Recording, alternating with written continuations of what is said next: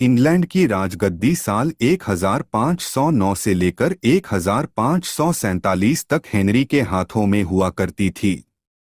राजा Henry की कई पत्नियां और एलिजाबेथ व मैरी नामक दो बेटियां थीं। इनमें से मैरी राजा की पहली पत्नी की बेटी थी। राजा हेनरी को मैरी ज्यादा पसंद नहीं थी, इसलिए वो उसके साथ बुरा व्यवहार करते थे।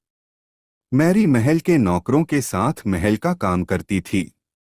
अगर मैरी कुछ कह भी दे तो राजा उसकी कोई बात नहीं मानते थे। 2/3 शाम के 6:34 सन 1547 में जब राजा हेनरी की मौत हो गई तो प्रजा की इच्छानुसार 16 शताब्दी के दौरान हेनरी की पहली बेटी मैरी को इंग्लैंड की राजगद्दी दे दी गई। वह इंग्लैंड की रानी बन गई। उस समय इंग्लैंड के हालात बहुत अच्छे नहीं थे। इंग्लैंड कैथोलिक और प्रोटेस्टेंट इन दो धर्मों के बीच में बंट गया था। उस समय दोनों धर्मों के लोगों के बीच जंग छिड़ी हुई थी।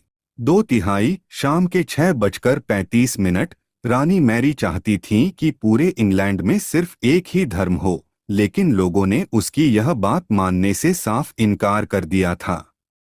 इससे नाराज होकर रानी ने उनकी बात न मनाने वालों को मौत की सजा दे दी थी। वह ऐसे लोगों को जिंदा भी जला देती थीं। रानी मैरी की इस क्रूरता की वजह से इंग्लैंड के लोग उससे नफरत करने लगे।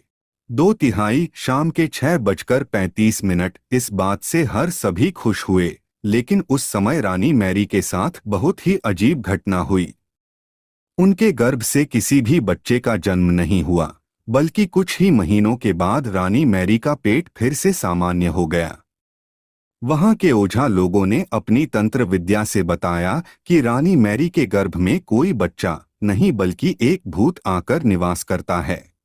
2/3 शाम के 6:36 कुछ समय बाद फिर रानी मैरी के गर्भ में वही भूत आकार रहने लगा और वह फिर से गर्भवती हो गई। इस बार भी रानी को कोई बच्चा नहीं हुआ और उस घटना के कुछ ही दिनों के बाद रानी मैरी की मृत्यु हो गई। इसके बाद मैरी की छोटी बहन एलिजाबेथ को इंग्लैंड की राजगद्दी पर बैठाया गया और एलिजाबेथ इंग्लैंड की नई रानी बन गईं। 2/3 शाम के 6:36 रानी मैरी की क्रूरता की वजह से इंग्लैंड को लोग उसे एक निर्दयी औरत मानते थे। वहीं जब उसके गर्भ में बच्चे की जगह एक भूत का निवास होने लगा तो लोगों ने उसे शापित भी करार दे दिया और इसी वजह से उसे लोगों ने ब्लडी मैरी का नाम दिया। कहानी से सीख। ब्लडी मैरी की कहानी हमें यह सीख देती है कि अपने निजी विचारों व सोच को लेकर दूसरे लोगों पर दबाव नहीं बनाना चाहिए।